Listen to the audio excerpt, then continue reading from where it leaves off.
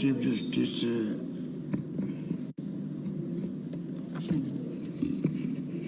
शिंदे साहब, आवाज नहीं आ रही है? हमारे विधानसभा के अध्यक्ष और समारोह के अध्यक्ष डॉक्टर सीपी जोशी जी, नेता प्रतिपक्ष गुलाब चंद कटारिया जी, शांति धारीवाल जी, महेश जोशी जी, महेंद्र चौधरी जी और तमाम हमारे उपस्थित अन्य माननीय मंत्रीगण, विधायकगण, अन्य साथीगण,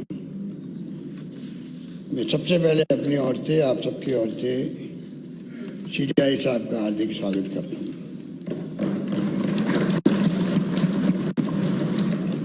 जैसा कटारिया जी ने कहा, हम सबके लिए सौभाग्य की बात है कि रमणी साहब यहाँ पर सीबीआई के रूप में हमारे इस पवित्र प्रांगण में पधारे हैं, जिसका अपना एक महत्व होता है पार्लियामेंट डेमोक्रेसी के अंदर। और सीपी जोशी जी को मैं धन्यवाद दूंगा कि उन्होंने एक तो आज शानदार जो म्यूजियम बना उसका उद्घाटन करवाया और दूसरा उन्होंने इस प्रोग्राम का आयोजन किया। सीपी जोशी जी ने बहुत सारी बातें कही और मैं समझता हूँ कि आज वास्तव में मैं ये मानता हूँ कि सीबीआई साहब को हम लोग सुने हैं, क्योंकि हम लोग रोज अपने विचार प्रकट करते हैं लोकतंत्र के बारे में, और जब विचार प्रकट करते हैं तो ध्वनि निकलती है राजनीति की, नहीं चाहते हुए भी। आज एक मौका है जब मैं नहीं चाहता कि कोई ऐसी ध्वनि निकले जिसमें लगे कि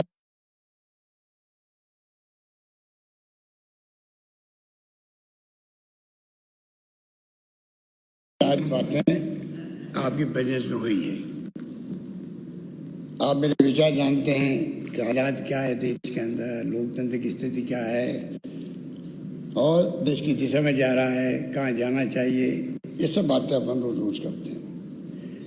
ये बात डॉक्टर अम्बेडकर के ज़माने से जब संविधान बना तो बहुत लंबी बहस हुई कि प्रेसिडेंट फॉर्म ऑफ गवर्नमेंट हो या पार्लियामेंट्री डेमोक्रेसी की अंतर्गत गवर्नमेंट हो। संसदीय लोकतंत्र का जो महत्व है, आज दुनिया का सबसे बड़ा एक प्रकार से लोकतांत्रिक देश या डेमोक्रेसी कायम रही है देश के अंदर 75 साल के बाद में भी। कटाई ठीक करे थे, एक वोट से हार के बाद फिर ही सरकार चली गई। इंदिरा जी चुनाव हार गई, एक सेकंड नहीं लगाया, मुरारी भाई देसाई को जाकर सत्ता सौंप दी। तो एक पूरी दुनिया को विश्वास हो गया कि हिंदुस्तान इतना बड़ा मुल्क है, 135 करोड़ की आबादी अब तो हो गई है, उस मुल्क में डेमोक्रेसी चल सकती है जहाँ अनेकता में एकता है, अलग अलग भाषाएं, अलग अलग जातियाँ हजारों हैं, धर्म अलग अलग है, जातियों की कोई सीमाएं नहीं है। इतने बड़े मुल्क को एक रखना, अखंड रखना ही बड़ी चुनौती थी। और सीबीआई साहब कई बार विचार प्रकट करते रहते, मैं पढ़ता रहता हूँ। आज सुबह मीटिंग हुई थी, उसमें मैंने अपने विचार प्रकट किए थे, जो आपको मैंने कोट करके किए थे कि अमेरिका में भाई आप गए तब भी आपने कहा कि जो हमारे लोगों ने, पुरुषों ने जो सेक्रीफाइस किए हैं देश के अंदर,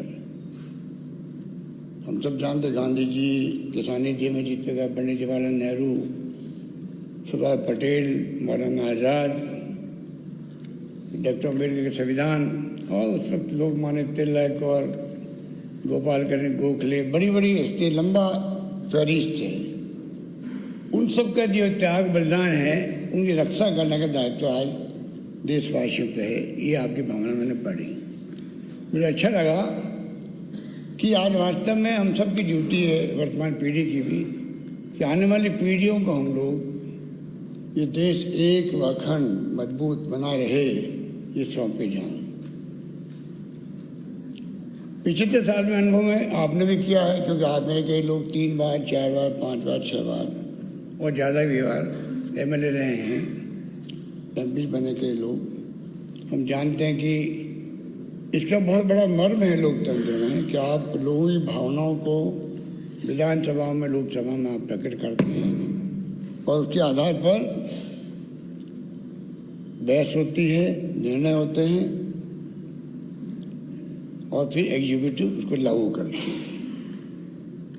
जुडिशरी सुनिश्चित करती है।